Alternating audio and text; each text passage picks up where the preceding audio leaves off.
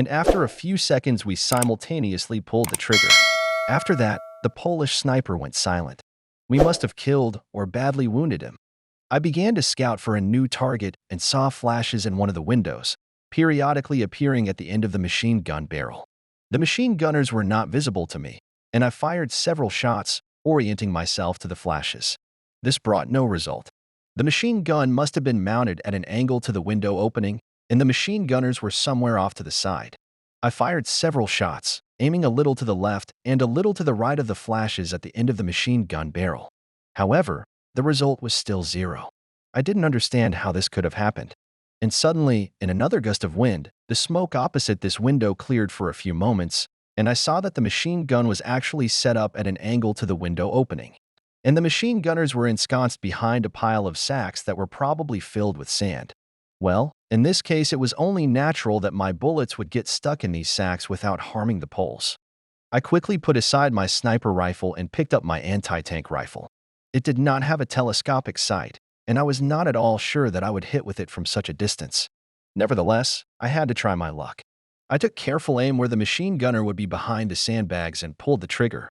I felt as if I had been struck on the shoulder by a horse's hoof, for the recoil of the anti-tank gun was so strong. My ears were ringing. However, the enemy machine gun was silent, and that was the most important thing. I kept looking for targets in the windows, and the other snipers did the same.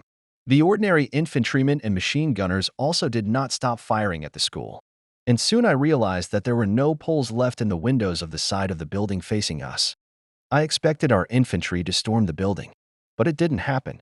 After waiting for a few minutes, I decided to find out what was going on. I turned to Felix.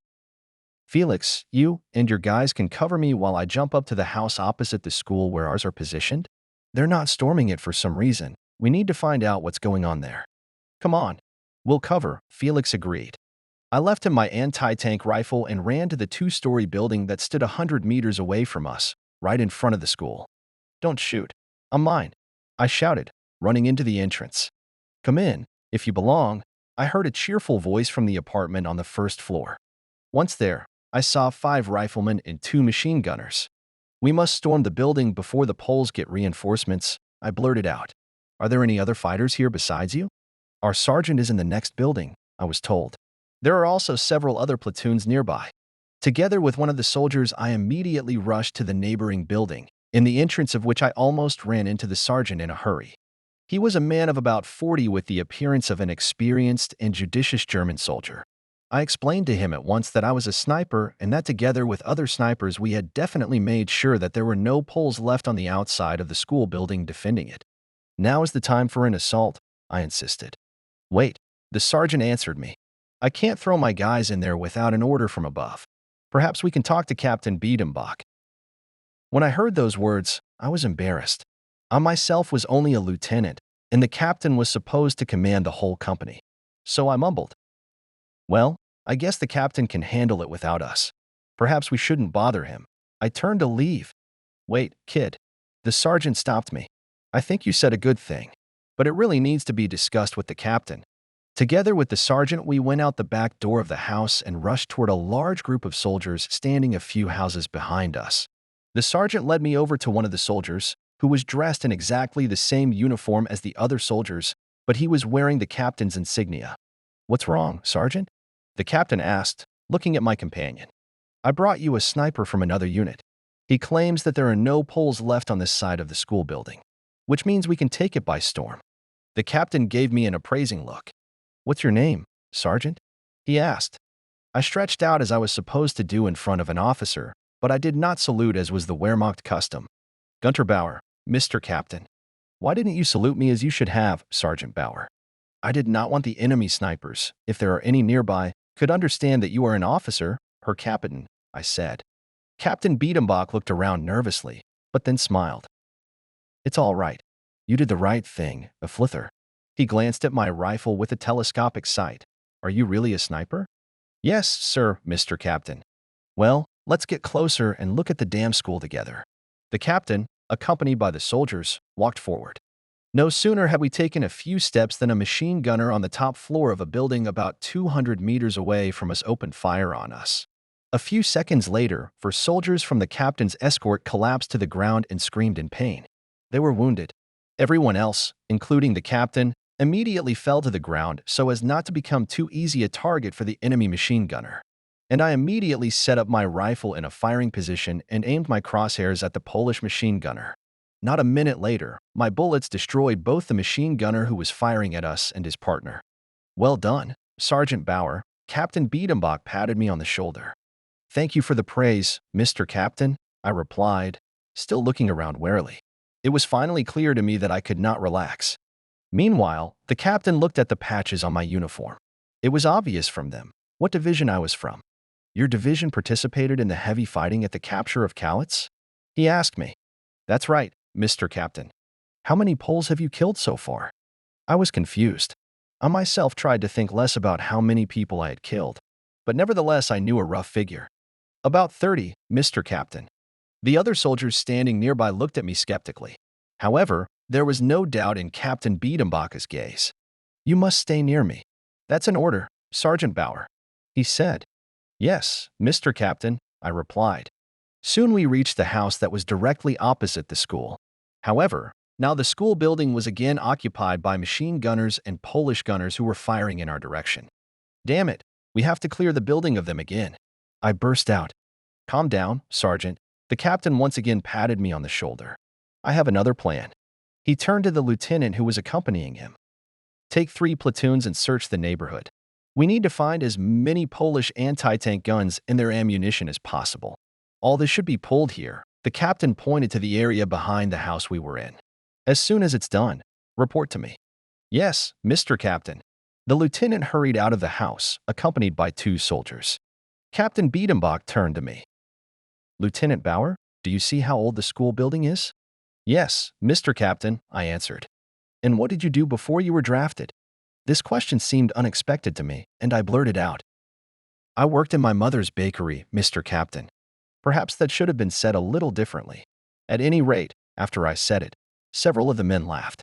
And even Captain Biedenbach himself couldn't help smiling. "I was an architect before the army," he said, "and I know this type of building. At first glance they seem very strong, but everything in them is held together by the brick walls of the box. And if we collapse even one wall, the whole building will be in ruins." He walked over to a wooden table in the kitchen of the apartment we were in. Taking out his bayonet knife, Captain Biedenbach scratched a rectangle right on the table. "Here is the school building, and we are here." He scratched another rectangle, marking the house we were in. "I need you, Sergeant Bauer, and a few other snipers to position yourself here and here." The captain scratched 2 more squares, marking neighboring buildings. "Can you hit the poles from here?" "Yes, Mr. Captain," I answered. The distance from the buildings chosen by the captain to the school was a little more than 200 meters, and I could be sure that from such a distance not only I, but also the other snipers were unlikely to miss. "Sergeant, bring the 10 best snipers here," the captain commanded. Then he turned to me. "You will be in charge of the snipers during the assault." The sergeant returned with the snipers about 10 minutes later. To my delight, Felix was among them. He immediately handed me the anti-tank gun I had left with him. "Well, now you are our commander." Felix looked at me with surprise and admiration. However, I myself was not too comfortable. I was very afraid that the slightest of my mistakes would lead to the death of some of the snipers.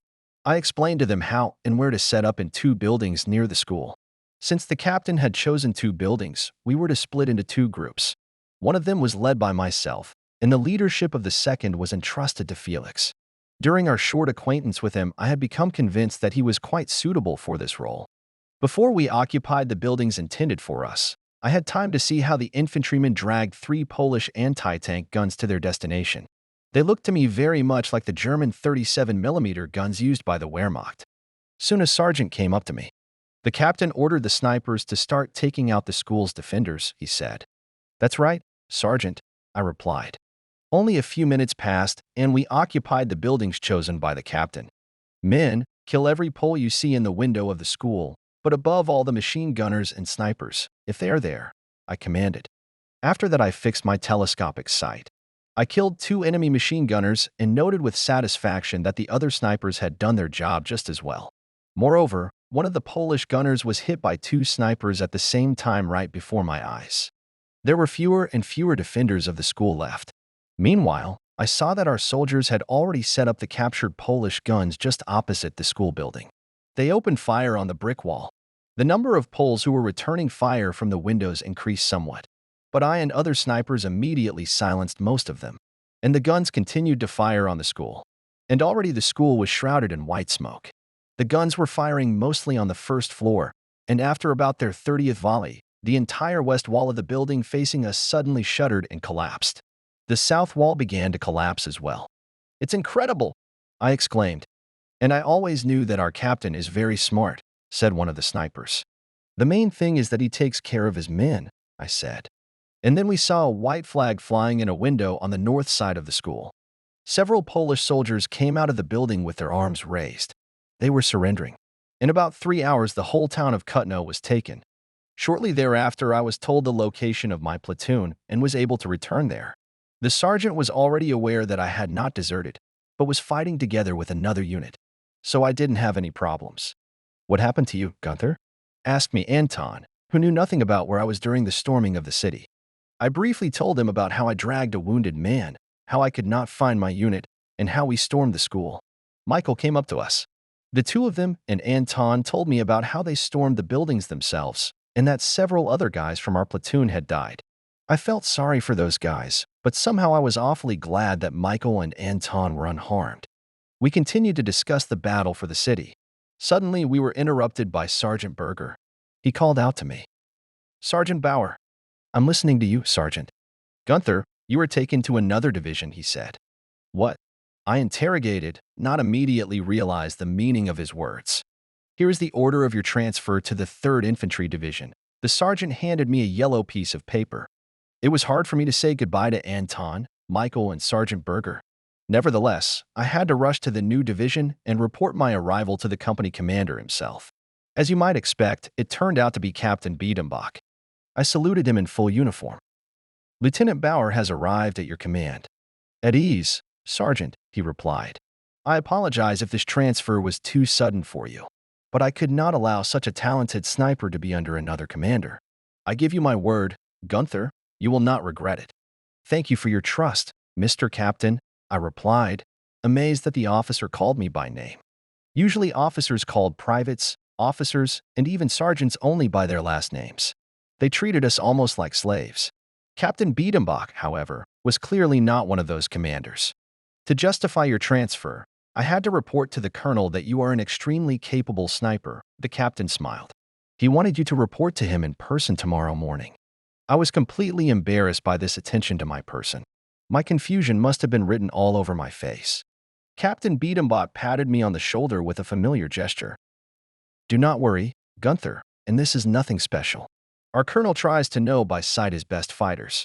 And if you continue to fight as in today's battle, I think you will still have to show his face." "I will try to fight no worse, Mr. Captain," I replied, still not fully recovered from the embarrassment. "Good, Gunther. Now go to your new platoon. You deserve a rest." I reported my arrival to the sergeant in charge of the platoon.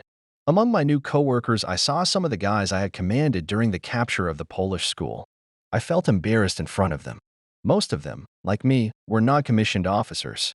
In battle, however, as a rule, only someone who was considerably older than them could command soldiers of the same rank as him. However, I was probably the youngest of my new comrades. I immediately began to apologize to them that circumstances were such that I had to be their commander. "Nonsense, don't apologize for that," said one of them. "You were a good commander. None of us were killed or even wounded under your command. Besides, you are a very good shot yourself. We are glad that now you are in our platoon, Gunther." After that, the speaker looked at the anti-tank gun on my shoulder and asked, "What kind of gun is this?" "An anti-tank gun," I answered, taking it off my shoulder and handing it to him. "Massive thing," he said. Another sniper also held the gun in his hands and exclaimed, "This thing weighs 15 kilograms, but it can penetrate even tank armor," I put in. "Are you going to destroy tanks?" Another sniper laughed. "No, but with this gun I killed a Polish machine gunner who was hiding behind a sandbag." "Well, everyone has their own quirks," waved his hand at the sniper who called me a good commander. "Have you heard about the French and English?" Another one of my new coworkers asked me. "No. What about the French and English?" I wondered. "Both have declared war on us." "Fucking hell. I burst out. It became clear to me that the war would not end for me in the Polish campaign, unless, of course, I let myself be killed before the time. With these unhappy thoughts, I soon fell asleep. On September 5th, the Wehrmacht forces were busy regrouping for most of the day. Army Group South, which consisted of 3 full-fledged armies with about 1,000,000 men, needed some more time to fulfill the tasks assigned to it at this stage and seize the cities of Lodz, Ozerkow, Radomsko, and Brzezinny. I was glad of the respite. Immediately after breakfast, I began cleaning my carbine and anti-tank rifle. In doing so, I was pleased that I was able to get not only 7 rounds of ammunition for my carbine in the morning, but also 7 more rounds for my anti-tank gun. This gave me a chance to practice with the rifle. I even tried to attach my old 2.5x scope to it, but I was not successful. About 11 o'clock, I was called to the tent that housed the headquarters of our regimental commander, Colonel Halsworth. When I entered, he was sitting at an oak table and looking at the map spread out in front of him. "Lieutenant Bauer has arrived on your orders, Mr. Colonel," I reported, and saluted and clicked my heels in the proper manner. At ease, Ensign, the colonel smiled. "May I see your papers?" I was struck by the cordial expression on his face. He was, after all, an officer of such rank, and I was only a sergeant. I hastily handed the colonel my personal soldier's book. After looking through it, he said, "I see you graduated from the sniper school in Berlin." "That's right, Mr. Colonel," I replied. "Well, some old military men are prejudiced against snipers, but I know the true value of such fighters. That is why in my regiment there are several platoons consisting of only snipers, including your platoon." At that moment, a sergeant with a soot-black face entered the tent. He looked about 40 years old. He saluted the colonel and stood at attention. "At ease, Sergeant Sommer," said Colonel Halsworth. "I have good news for you. I think I have found you a suitable pupil." "Yes, Colonel, that is indeed good news," replied the sergeant. "Look, right in front of you is Gunner Bauer." The colonel smiled. "He already has 30 unconfirmed enemy eliminations to his credit." "Yes, that's really a lot, considering that the war started only a few days ago." Sergeant Sommer looked at me with a scrutinizing gaze. "Did he already have any prior experience?" "No, he was drafted 2 years ago and graduated from the sniper school in Berlin," the colonel replied. "Well, then he does have talent," the sergeant said. The colonel looked at me and explained. "Before you was Sergeant Hans Sommer. He was a sniper in the First World War. He has over 300 confirmed hits to his credit, although in reality, of course, he's taken out many more than that." Those words shocked me. I was looking at a professional sniper, a professional killer. And after all, I myself had already killed about 30, and probably many more living people, even if they were enemy soldiers. What would I become after I began to learn from this Sergeant Sommer? I was sobered by the thought that it would help me get back in one piece to Ingrid and my little Kurt. Nevertheless, I kept quiet. "He's not very talkative. I like that," Sergeant Sommer said to the colonel, still looking at me. "But we'll have to see if he really shoots that well." "You are right, Sergeant," agreed Colonel Halsworth. "I'll put F.L.I. Bauer under your command. You can both go." I left the colonel's tent following Sergeant Sommer. "From what distances are you used to shooting?" the sergeant asked me on the way to the edge of the camp. "From 200 to 400 meters. But a couple of times I've hit from 500, 600 meters. 500? 600 meters? The sergeant interrogated me. "Show me your rifle." I put it in his hands. A quick glance at my scope was enough for the sergeant to say, "Yes, with that scope it's possible. I'll be glad if you're really such a good shot."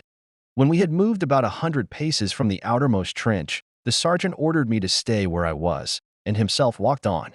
At a distance of about 300 meters from me, he stopped, took out of his knapsack a wooden peg about 40 centimeters long and, sticking it in the ground, attached to it a small piece of paper. I guessed that this would be my target. The sergeant, meanwhile, was moving on. He stuck the next peg into the ground at a distance of 400 meters from me, and the third one at a distance of half a kilometer, if not farther. After that, Sergeant Sommer came back to me, took out his binoculars, and ordered, "Now show me what you can do. Try to hit all 3 targets as quickly as possible." I lay down on my stomach and set the rifle in position. Aiming my telescopic sight, I pulled the trigger.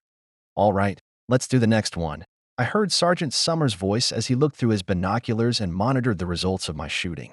I hurriedly pulled the bolt and a few seconds later shot at the second target. "Excellent. I like your rate of fire. Let's go for the last one." I aimed much longer this time, probably 10 or 15 seconds. But then I heard the sergeant's pleased voice after the shot. Nice, right on the bullseye. I didn't expect that from you. For the rest of the day, I stayed with Sergeant Sommer. He explained to me all the things that we were not taught in sniper school, but which are so important for the survival of a sniper in combat conditions. This included the intricacies of shooting during sunrise and sunset. At this time of day, a sniper must choose his position so that the sun will blind the enemy looking in his direction and not blind himself. Sergeant Sommer also began to teach me the basics of camouflage with the help of improvised means, which turned out to be really much more convenient and reliable than the specific camouflage means we were shown in the school. And where could I get these means in combat conditions? Sergeant Sommer used an ordinary camouflage net. He handed me one and showed me how to attach leaves and branches to it so that I could blend in with the terrain of the area where I would choose my position. I could not believe that with such simple camouflage I could camouflage myself very well. I mentioned my doubts to the sergeant. He laughed back and told me to turn around, count to 100 slowly, and then try to see him in the shrubbery a couple 100 meters away. When I turned around, I couldn't find Sergeant Sommer in the shrubbery. I even pulled out my binoculars, but that didn't help either. Finally, I shouted, I give up. I can't see. Sergeant Sommer lifted himself up, and only then could I see him. He was triumphant. After that, he taught me many more useful little things. He explained to me that a bullet travels faster than the sound of a gunshot. So, if I took a position far enough away from the target, I could pick a moment when the enemy was not looking in my direction and fire without fear that they would turn around before they saw the flash at the end of my barrel. Sergeant Sommer also told me that night is a great time of day to hunt the enemy. All you have to do is track down some fool who lights a cigarette and shoot at the light. However, in doing so, you have to be more careful than ever and constantly change your position. Don't forget, the flash at the end of your barrel in the dark will be perfectly visible to the enemy. We talked all day until it began to get dark. I tried to memorize every word of the sergeant, feeling that later it could really save my skin. However, he taught me not only how to preserve my own life, but also how to destroy as many enemies as possible. You don't always have to kill an enemy soldier, Sergeant Sommer told me. You can shoot him in the kneecap or wound him in the stomach. The pain will be hellish, and he won't be able to hurt you. But one of his comrades will surely rush to his aid. And here you can use the wounded man as bait to get new easy targets. You don't have to wound the enemy yourself. You can just see the wounded man in your scope and wait for someone to crawl up to him. Heavy machine guns and cannons can also be good bait. You've probably noticed more than once that fallen machine gunners are rushed to be replaced by their comrades. The thought of such tricks did not make me happy, but I didn't know yet that this was not the worst of what happens in war. In the evening, Sergeant Sommer began to explain to me how to outsmart the enemy snipers. Remember, he said, your most dangerous opponent is the enemy sniper. Never consider him more stupid than yourself, but try to outsmart him.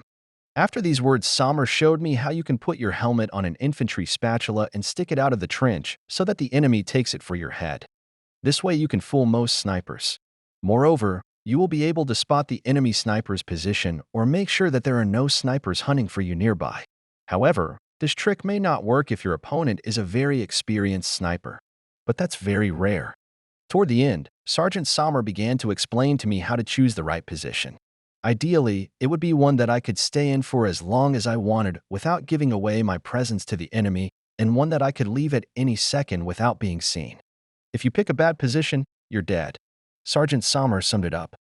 On the way to his tent, he said to me one last time, in any battle, you must remember rule number 1 above all else. What is rule number 1? I asked. Don't let yourself get killed, he smiled. Is there a rule number 2? Yes. It says, see rule number 1. We both laughed. Saying goodbye to me at the entrance to his tent, Sergeant Sommer ordered me. Tomorrow you must report here again. I'll continue to teach you the ropes. Yes, Sergeant Sommer, I replied. The guys in my new platoon greeted me with surprised questions. They were at a loss to guess where I had spent the day. When I briefly told them about my visit to the colonel and the fact that I had become Sergeant Sommer's apprentice, the envy on the faces of some of them became obvious. The colonel's favorite. Ironic smiles appeared on the faces of 2 or 3 of them. Joseph Inzel, a guy from my platoon, with whom we had made some friends yesterday, came up to me. It was at his place that I had left my anti-tank rifle, which of course I had not taken with me when I was summoned to see the colonel. Don't listen to them, said Joseph. Every one of them would like to be in your place, so they are jealous of your talent. Oh yes, I have a very enviable talent. I grinned wickedly. Let's face it, a talent for killing people. I want only one thing right now, to go home to my bakery. Well, Gunther, all of us will return to their bakeries or something else. If we survive. Right now, the main thing is to survive. No, the main thing, to conquer the living space for the German people. One of my new coworkers, who heard our conversation, coined a learned slogan. I was taken aback, but Joseph immediately found himself. Of course, that's the main thing. But if we let our enemies kill us, who will conquer the living space for the Germans? That was a reasonable answer. Neither Joseph nor I wanted any trouble, and that fool could still snitch on us. However, the longer the war went on, the fewer such fools there were. By the middle of the Russian campaign, we were talking freely about everything we thought. At that time, it was already clear to each of us that it was better and safer in prison than at the front. At that time, however, there was no hurry to use repressive measures against us, because in the Wehrmacht every soldier counted. But I will not go ahead. Soon after the conversation with Joseph, I fell asleep in my trench. I tossed and turned for a long time before sleep finally washed over me. I was uneasy at the thought that tomorrow I would be learning new ways of killing. In my situation, though, they were more like survival techniques. I forced myself to calm down at that thought. The morning right after breakfast, our division was mobilized. Soldiers packed into trucks and armored cars troop supplies. The offensive continued. Our division was to continue moving towards Warsaw. Having finished loading, I went to Sergeant Summers' tent. He was already waiting for me at the entrance. His face was smeared with soot. I thought at the time that Sommer was obsessed with camouflage. But in subsequent battles, I've seen how important it is for a sniper to be so obsessed. "Good morning, Sergeant," I said. "We'll see how good it is." He grinned back and looked at the anti-tank gun on my shoulder. "What's that?" "An anti-tank gun." "Yeah, I see. You wear it as a talisman? Isn't it a little heavy?" "With its help, I destroyed an enemy machine gunner through a sandbag," I answered, embarrassed. "Okay, that's your business. But don't forget that it is very important for a sniper to be able to leave the position quickly. But you're young, so you probably don't find even this thing a burden." "Yeah, it almost doesn't," I lied, to keep the sergeant from making fun of me. He patted me on the shoulder. "I like your cheerful attitude, Gunther." This time I rode in the back of the truck with Sergeant Sommer. The truck stretched in an endless column. We followed the division, which consisted of tanks and armored vehicles. When I looked out of the back of the truck on the way, I saw countless lines of Polish refugees. Some of them were carrying bundles of belongings on their backs, but most of them had at least some carts and sometimes even horse-drawn wagons. Very rarely did we see tractors and other vehicles with the refugees. But they had to travel off-road because the road was occupied by our column. This day went quite smoothly for me. On the way, Sommer continued to teach me sniper wisdom. For example, he told me, "A running man is also a good target for an experienced sniper. You just have to aim a little ahead of his movements and take into account the distance to the target. Of course, this comes with experience. But I'm sure, Gunther, you'll get the hang of it." I thought about the fact that if I don't get killed, I'll really have plenty of time to master the intricacies of the sniper craft. After Britain and France declared war on us, it was clear that it would be for a long time. The war will probably last another whole year, I decided at the time. Of course, we didn't realize at that time how scary and long it was going to be. In the evening, as usual, we made a halt and camped. We were ordered to dig trenches. We soldiers did not see much need for this, because ahead of us was a whole division of tanks. But an order is an order, and we dug shallow trenches. At the same time, I was surprised to notice that digging trenches had become a habit for me and was not as tedious as before. In the night, the rumble of artillery guns came from somewhere far away. We woke up, turned over on the other side, and went on sleeping. We did not pay much attention to it, because the fire came from the side of the road to Warsaw, and we were separated by tanks. Besides, we could not believe that they were shooting at our column. After all, the Poles would not dare to fire on a whole division of German tanks. But we were wrong. And soon we saw a flame in the distance, which said that one or more of our tanks had caught fire. Now we could hear the answering rumble of German guns and tank cannons. It was as if sleep had been lifted. Polish shells were falling 100 meters away from us. I quickly pulled on my helmet, which I had carelessly removed from my head before going to sleep. The gunfire did not stop. It had been about half an hour. It might have been less. The time dragged on too slowly. We infantrymen were on the alert, always waiting for the order to attack. Polish shells were exploding closer and closer, and I berated myself for being too lazy to dig a deep trench. However, the main target of the enemy's artillery were tanks, and that was comforting. But a few minutes later, one of the shells fell right into a neighboring trench.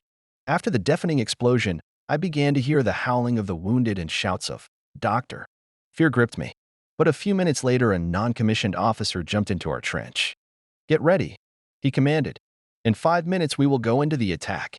His order made me pull myself together.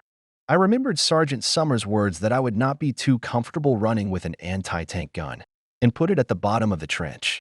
Soon I was already running in the mass of attackers behind our rushing tanks. Shells were exploding relentlessly near us. Every now and then there were screams and groans of the wounded. I forced myself not to think about it, but just to run. The darkness was now and then illuminated by flares hovering on parachutes. At last I could see the forest ahead. It was about a kilometer to the edge of the forest. It was from there that the Polish guns were firing at us. At the flash of the next flare I realized that now we were visible to the Poles as in the palm of my hand. I yelled, "Get down!" and hastily collapsed to the ground. Few people heard my voice over the bursting shells, and the instinct of self-preservation, apparently, did not work as well for everyone as it did for me. The Poles did not hesitate to open direct fire on our tanks and infantry. Polish machine guns began to crackle, and in a moment the endless screams and groans of the wounded began to echo around me. Our tanks continued to advance towards the forest, returning fire. In between flares, I ran cautiously forward, hiding behind every unevenness of the terrain. The Poles had a great many anti-tank artillery pieces, and more of our tanks were burning. About 300 meters from the forest, our tanks stopped for some reason, continuing to fire from cannons and machine guns. In the pre-dawn twilight, I could not understand what had happened. But then, getting closer, in the flash of another flare, I saw an anti-tank ditch blocking the road to the forest. The Polish positions were no more than 400 meters away. I took up a position behind a hill that more or less covered me and began firing with my sniper rifle, aiming at the flashes at the end of the barrels of the Polish machine guns. I don't know how long this went on or how many Poles I killed. Maybe 10, maybe more. The enemy artillery fire had almost died down, but the Polish infantry continued to fire at us. Meanwhile, it was getting light. It became unsafe for me to hide behind the hill. I could see a small barn 150 meters away from me. It might be a good hiding place. I pulled the camouflage net over my face and rushed over there. The barn smelled of hay. Moreover, I saw a few goats and a cow in it. The goats were bleeding, and the cow wouldn't stop mooing, frightened by the fight. But they were all unharmed. It was like a miracle, and it was a good sign. I decided to take up position in the attic and started climbing the ladder. As I barely poked my head into the attic, I saw a rifle barrel pointed at me. I realized I was finished. But no, I didn't have my whole past life flashing before my eyes. That's what they say, but I didn't have a damn thing like that. Just a kind of emptiness and longing. And the shot never went off. It seemed like a long time, but of course it was only a few seconds. And I heard Sergeant Summers' voice. "If there had been a Pole here, he would have killed you in no time." I almost fell down the stairs with joy. Sommer was lying near the attic window. Through it, as I guessed, he was firing at the Poles, but he remained alert and, hearing my footsteps, immediately pointed his carbine in the direction of the stairs. Looking at me, Sommer laughed. "Well, at least your pants are not wet. Well done. How's your ammo?" I went into my ammo bag and handed the sergeant about 20 rounds. "Will you be my gunner?" he asked. "My spotter?" I asked, still in shock.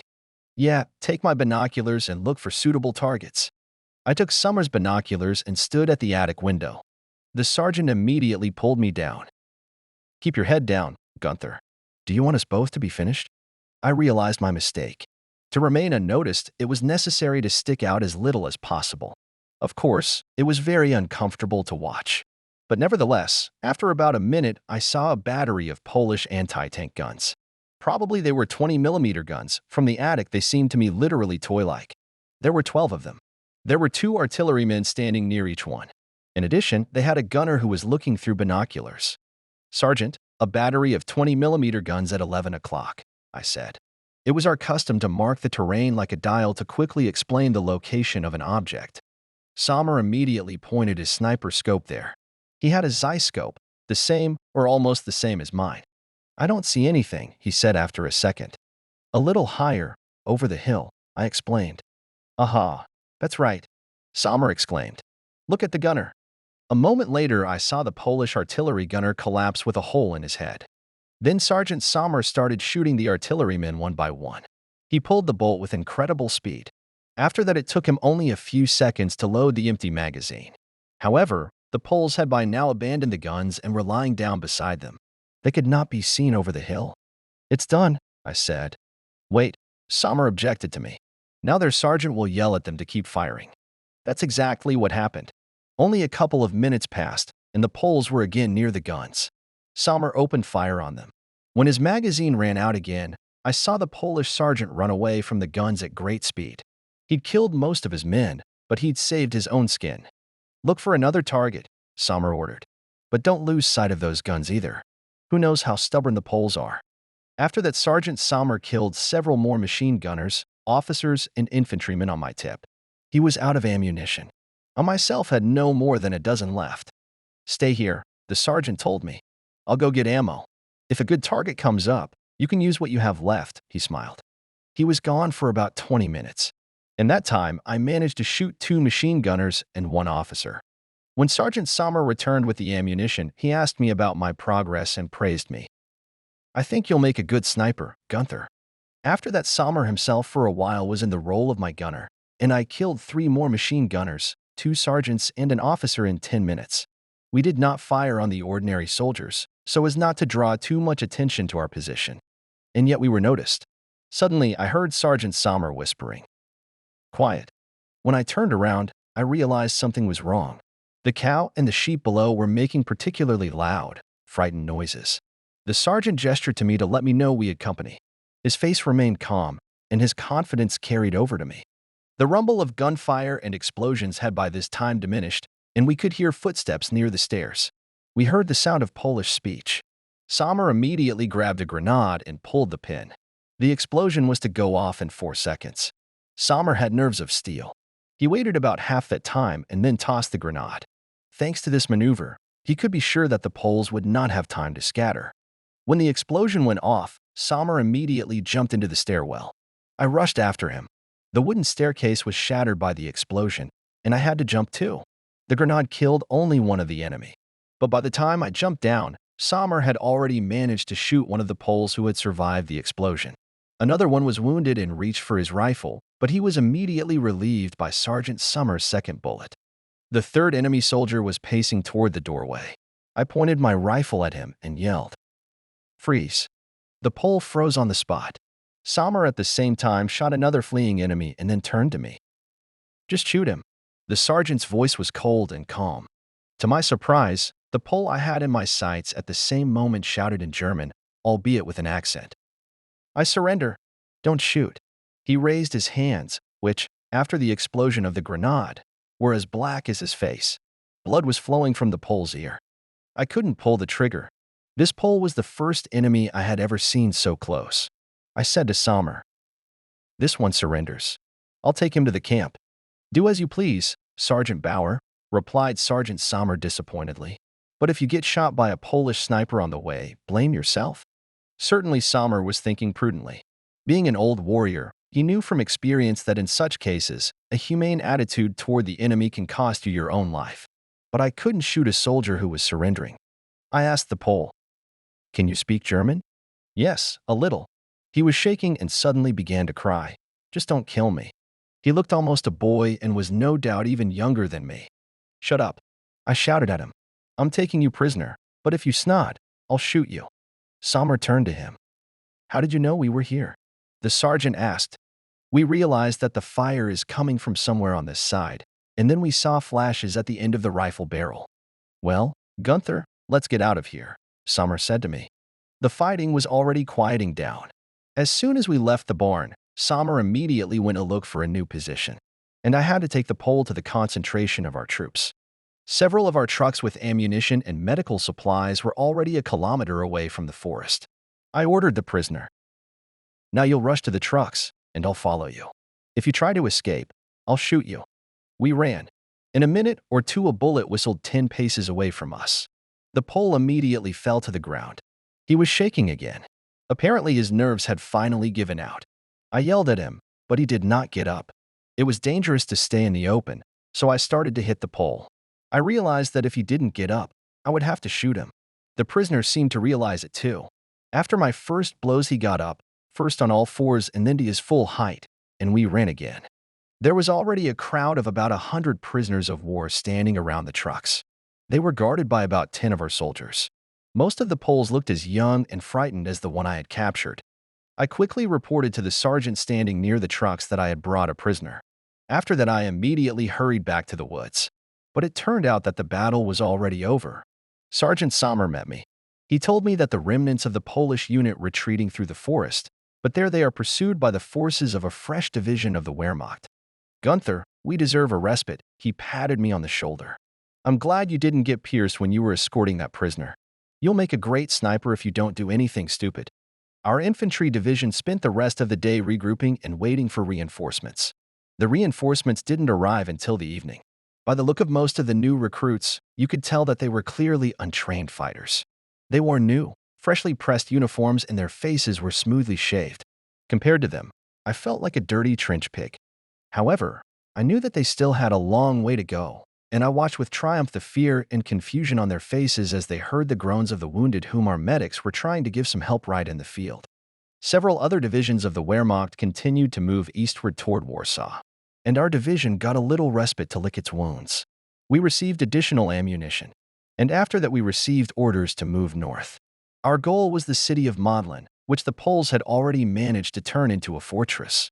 On September 8th, we spent half a day traveling north to the Vistula River. Further on, we had to stop and wait for the arrival of the engineers. They did not arrive until just before dark.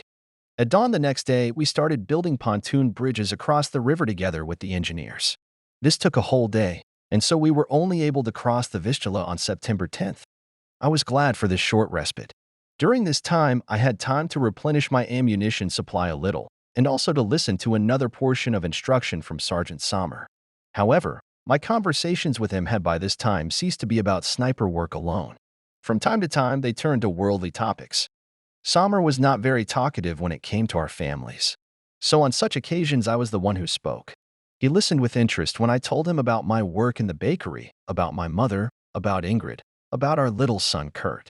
Sommer himself liked to talk about hunting. He was an experienced hunter, and his favorite game was deer. Sommer hunted them in many forests in Germany. At the end of our first conversation on the subject, he said to me, "It was hunting that made me such a skillful sniper. You should definitely try it. Hunting will help your sniper skills a lot." Yes, hunting is a good thing, I agreed. But when my tour of duty is over, I won't care about my sniper skills. I'd rather bake bread and cakes for my bakery. There was silence for a few seconds, but then Sommer smiled. "Write to me if you need another baker." We both laughed. On September 10th, our 3rd Division, along with another Wehrmacht infantry division, crossed the Vistula. We advanced a little further north and then turned sharply eastward toward Modlin. On the way, we discussed the news that heavy fighting had begun a day earlier in the east of Warsaw. The German army was suffering heavy losses as the Poles had managed to get well entrenched in their capital. I thought anxiously that when storming Modlin we might also have a hard time. Modlin surpassed even my worst expectations. During the last week, the Poles had managed to surround the entire western part of the city with trenches, anti-tank ditches, and barbed wire. Our division had to stop abruptly when we came within rifle-shot distance of Modlin. We were forced to entrench under a hail of bullets and shells. When I was just finishing digging my cell, Sergeant Sommer suddenly jumped in. "Come with me, Gunther," he said. "You have not chosen the best place for a sniper position." We ran away from the forward positions of our division. Behind them, Sommer pointed me to a few trees growing nearby. Behind these trees, the sergeant and I dug our new trench. There were already some planks lying there, which Sommer had brought in advance. He laid them on the trench so that there was only a narrow entrance and 2 small slits from which we could fire. "Sandbags should be placed on the boards," said the sergeant, pulling some empty bags out of his knapsack. Since there was no sand nearby, we filled the bags with ordinary earth and laid them on the boards. Sommer put camouflage netting on top. Our sniper's nest was ready. Having climbed into the trench, we opened fire on the Poles. There were so many of them that we didn't need a spotter at all. True, the distance to the Polish positions was 500 to 600 meters. Moreover, the enemies were in the trenches. Therefore, not only me, but also Sommer did not hit the target with every bullet. However, we had enough ammunition. Sommer managed to get some MG-34 machine gun belts. They used exactly the same cartridges as our K98K carbines.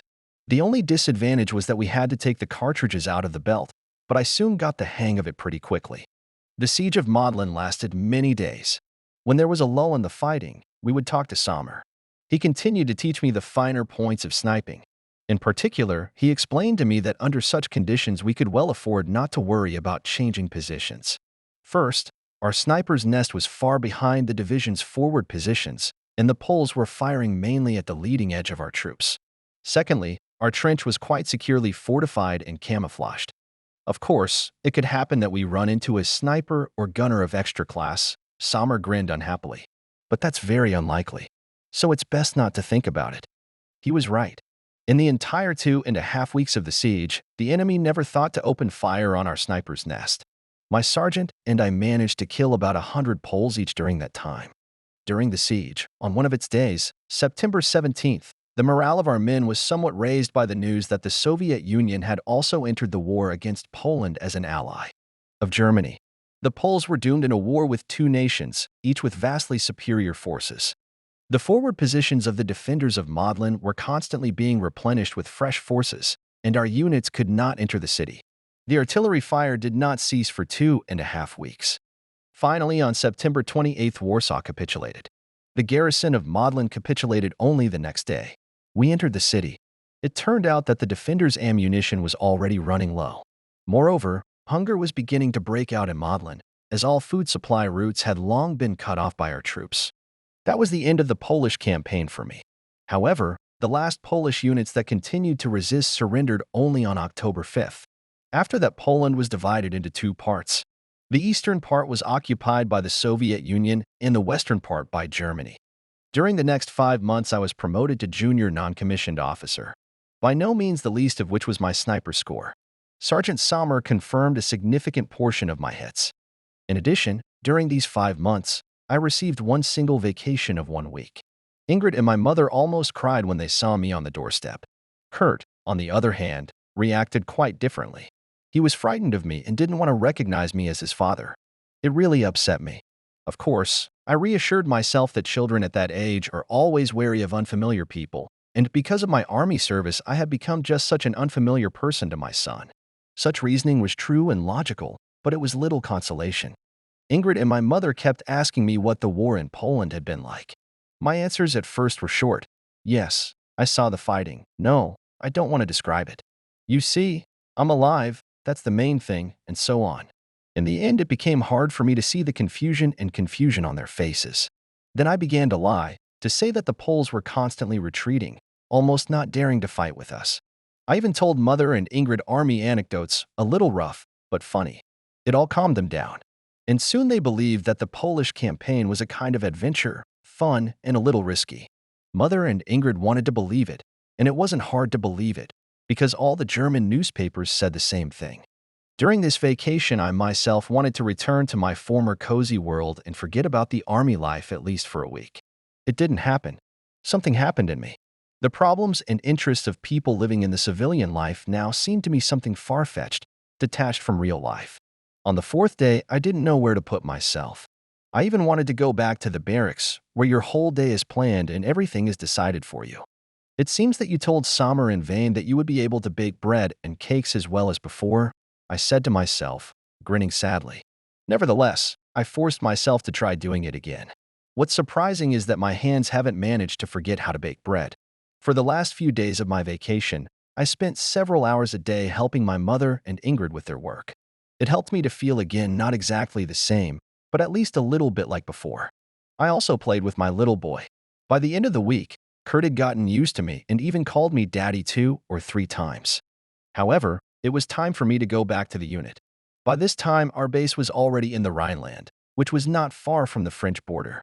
Meanwhile, the Second World War continued to heat up. On November 30th, Soviet troops invaded Finland. This led to a 3-month war in which the Soviets suffered heavy losses, but achieved the surrender of Finland. This event roughly coincided with my return from vacation. And shortly thereafter, Sommer and I received invitations to transfer to a parachute unit. Parachutists were considered the elite of the German troops. Of all the snipers in our regiment, to become a parachutist was offered only me and Sergeant Sommer. However, I hesitated. I did not need unnecessary adventures on my head. I wanted more than anything to return alive to my family. You still think about it carefully, Gunther, persuaded me Sommer. During the Polish campaign, parachutists were ordered only to cut communication lines and railroads. They didn't even have to take part in the fighting. Our skin will be much safer in these troops.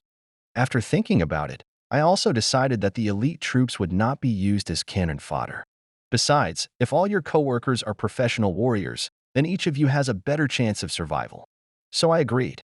Sommer and I were sent to parachute school for 6 weeks. There we were issued new uniforms, which in Army jargon were called jump suits. In addition, we were issued special steel helmets of aerodynamic shape. A jump in an ordinary helmet could end in serious injury for a parachutist. I must say that the use of the German parachute of those years required serious skills from a fighter. At the initial stage, we had a long sports training, during which we practiced the basic techniques, and in particular landing. After that, we moved on to studying the material part. We were taught how to stow parachutes. Strangely enough, I mastered it even faster than Sommer. Our preliminary training ended with the fact that we made jumps from a model airplane. In addition, in each of us, even in the privates, in every possible way developed the ability to make decisions independently.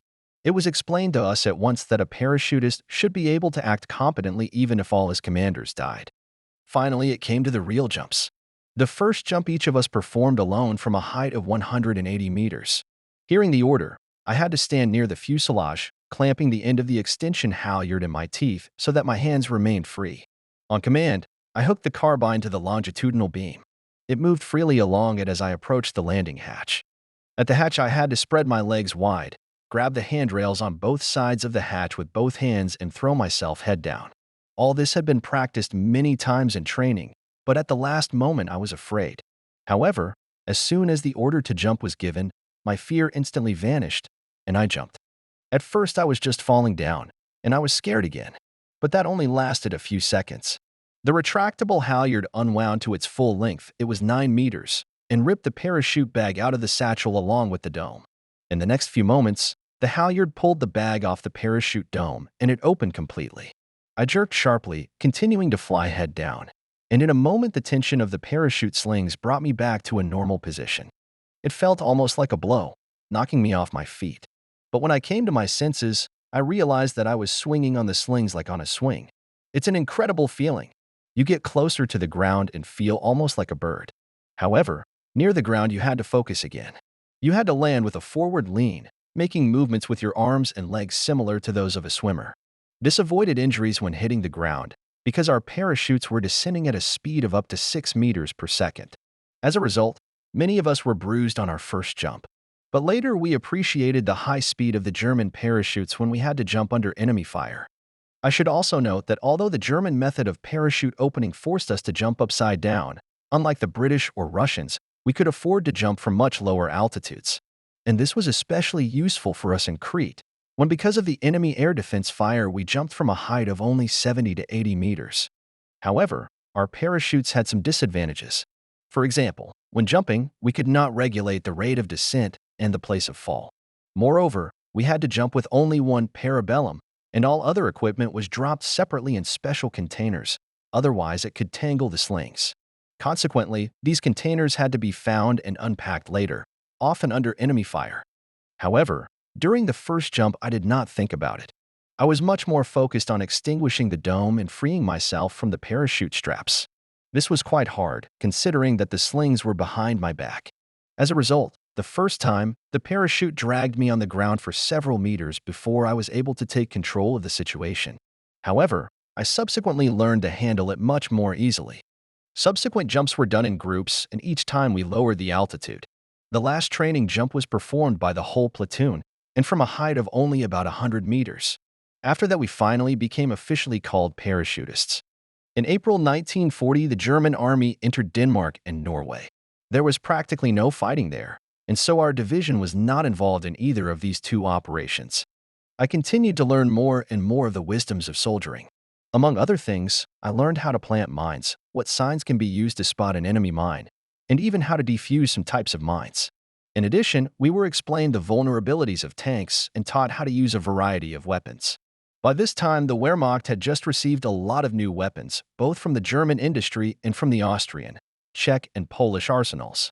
With the new small arms, we mastered the intricacies of close combat and fired mostly MP-38 submachine guns rather than rifles. However, Sergeant Sommer continued to teach me the secrets of sniping. Despite the age difference, he and I became very good friends.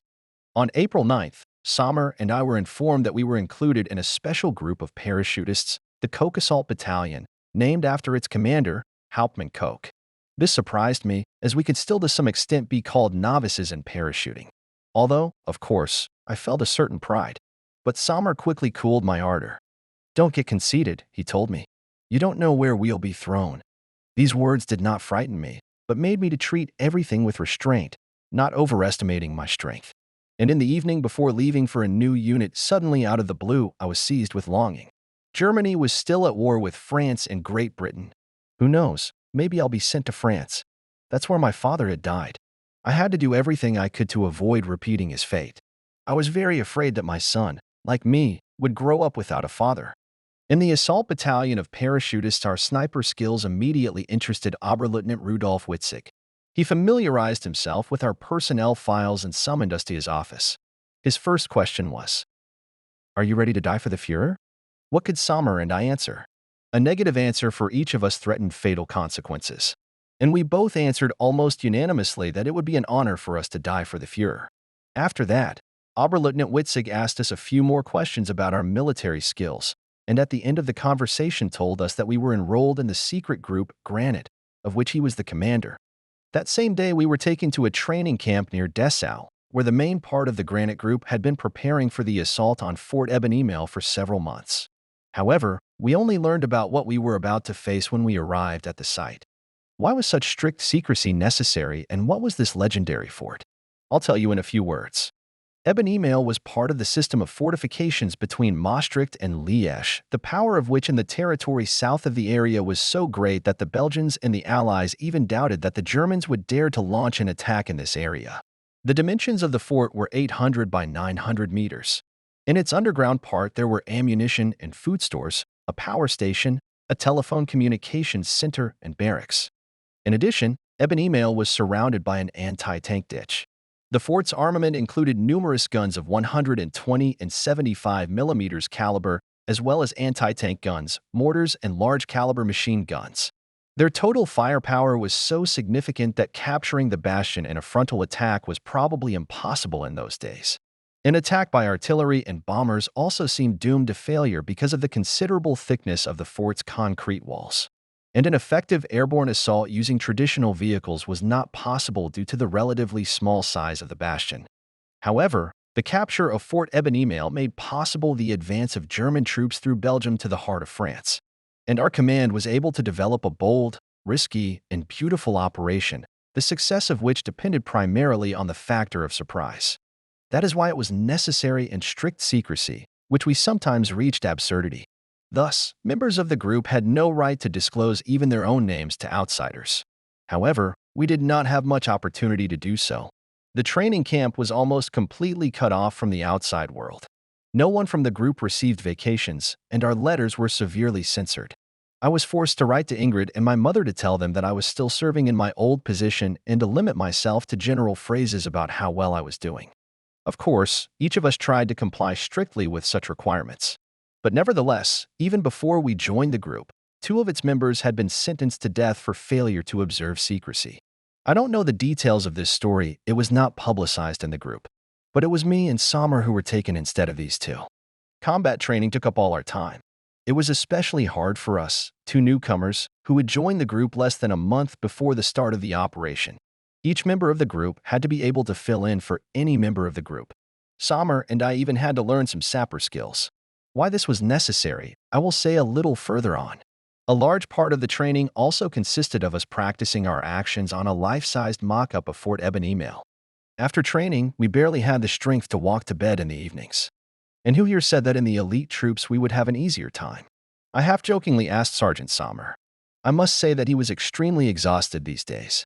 Probably it was his age, and, despite his experience, he had a harder time with physical exertion than I did.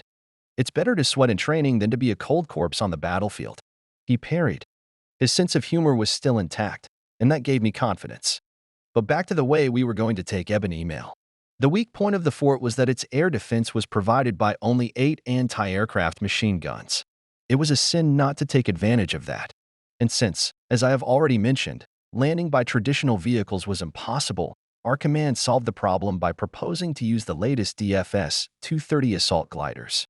Of course, there was one more problem: 25-centimeter armor of the fort's defenses. However, our sappers found that it could be easily burned through with 50-kilogram shaped charges. Their power was multiplied by the fact that the explosion was directional. This was achieved by using a cone-shaped sleeve of thin iron on one side of the charge, or by giving a certain shape to the charge itself with a cone-shaped indentation in the appropriate place. Thus, these charges could penetrate powerful armor and reinforced concrete walls at relatively light weight. Each of us had to know how to use shaped charges. For this, we needed sapper training. On May 10, 1940 at night, at 3.15, from our base near Cologne, 11 Junkers, 52 planes took to the air, each towing a DFS-230 transport glider. On board the gliders was our assault group, Granite, led by Oberleutnant Witzig.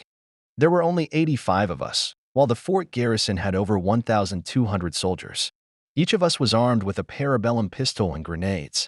In addition, each had with him a weapon that corresponded to his specialization.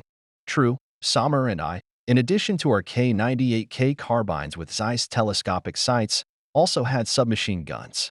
Other guys in the group were armed with MG-34 machine guns, MP-38 submachine guns, and Polish UR anti-tank rifles. In addition, for fighters in our group were armed with Flammenwerfer 40 flamethrowers. And, of course, we had with us shaped charges weighing 12.5 and 50 kilograms each. The 50-kilogram charges consisted of 2 halves, each with carrying handles, and they had to be connected before detonation. On the way, the tow rope of one of the gliders broke. Another glider unhooked early. Both of these gliders landed on German territory. The rest of our gliders flew safely to Aachen, a German city located in the place where 3 countries converge: Germany, Belgium, and Holland. In a matter of minutes, we were to land on the roof of Fort Ebony Mail. During these minutes, I was as focused as possible and tried not to think about anything but the upcoming mission. Before the flight, I took a long look at the pictures of my wife and son in my medallion, and Sergeant Sommer patted me on the shoulder and said, "Don't forget rule number 1. His words made me pull myself together. And now I was flying into the unknown. The upcoming assault was extremely risky, but I forced myself not to think about it. Below me, the dark night land floated below me. About 20 kilometers from Ebony Mail, tow cables of our gliders were detached from the Junkers, and we flew silently to the target. When our glider flew up to the roof of the fort, I expected the Belgians to open fire on us from anti-aircraft machine guns. But it happened only when our glider had already managed to land on the roof with a crash. As I learned after a while, all 9 of our remaining gliders had successfully landed on the fort. It is true that our group commander Witzig, ironically, was in one of the 2 gliders, which detached from the Junkers still over German territory. But instead of him, Oberfeldfebel Wenzel immediately took command of the group, and we immediately began the attack. Our glider landed about 15 meters from the intended target. The bombers, who were flying with me, immediately grabbed shaped charges in their hands and rushed to the artillery tower of the fort, which was opposite us. Their advance was covered by the fire of a turret machine gun mounted on the roof of our glider. Sommer and I immediately took up positions and began firing at the Belgians, who were firing at us with machine guns and rifles through embrasures in the roof of the fort. In the darkness, the flashes at the end of their barrels were clearly visible, and we had no difficulty in aiming and pulling the trigger, aiming again and pulling again. In the meantime, our bombers were burning through the armor of the armored turrets with shaped charges, throwing charges into the gun muzzles and ventilation shafts. All this lasted only minutes. I acted as if in a dream, automatically finding the target and pulling the trigger. Finally, I stopped seeing flashes at the ends of the enemy's barrels. From the somnambulistic state in which I had been all this time, I was brought out of it by Sommer's voice. "We've broken in. Let's go." I rushed after him. Soon we were inside the smoke-filled corridor. About 2 floors below, the sounds of battle could be heard. The rifle was useless here, so I slung it on my shoulder and picked up the MP-38 submachine gun that had been hanging around my neck. Sergeant Sommer did the same before I did. We began to hurriedly descend the stairs. When we entered the room where the battle was going on, we both shouted at the same time, "Friendlies," so we wouldn't get shot by the guys from our own team, thinking we were enemies. The Belgians were shooting back, fortified in the next room. Suddenly, I saw a grenade flying at us. And what happened next was something you only see in movies. I would never have believed that such a thing could really happen if I had not seen it with my own eyes. One of our parachutists swung his submachine gun and kicked the grenade toward the Belgians like a tennis ball. A second later, there was an explosion. Ours took advantage of the enemy's confusion and threw several more grenades at the Belgians. A few seconds later, we burst into their premises without ceasing to fire from submachine guns. The defenders of the fort were retreating. One of them killed our parachutist by shooting him in the chest with his rifle. The distance was only a few paces, and it was not hard to hit here. In response, I immediately cut off the Belgian with a short burst. We continued to advance. When we opened another door, we found ourselves in an open space. Directly in front of us was a concrete pillbox with a machine gun nest. The Belgian machine gunners immediately opened fire on us. However, we immediately took positions inaccessible to their fire, and none of us was even wounded. The bullets ricocheted very close to us. From the other ends of the fort, there were also relentless lines, explosions, and shouts. It seemed that the whole of Ebonimale had become a war zone by this point. The air smelled of burning, there was smoke, and it was hard to see anything more than 10 meters away. I pulled out my sniper rifle. Sommer did the same. Firing almost simultaneously, we killed 2 machine gunners at once. Other guys from our group immediately took advantage of the fact that the machine gun fire had stopped and threw a couple of grenades in the direction of the pillbox. One of them exploded very close to the firing slot. But 2 other parachutists decided to throw grenades inside the pillbox just in case. They shouted to Sommer and me, "Cover me," and rushed towards the pillbox. We put our sights exactly on the firing slot.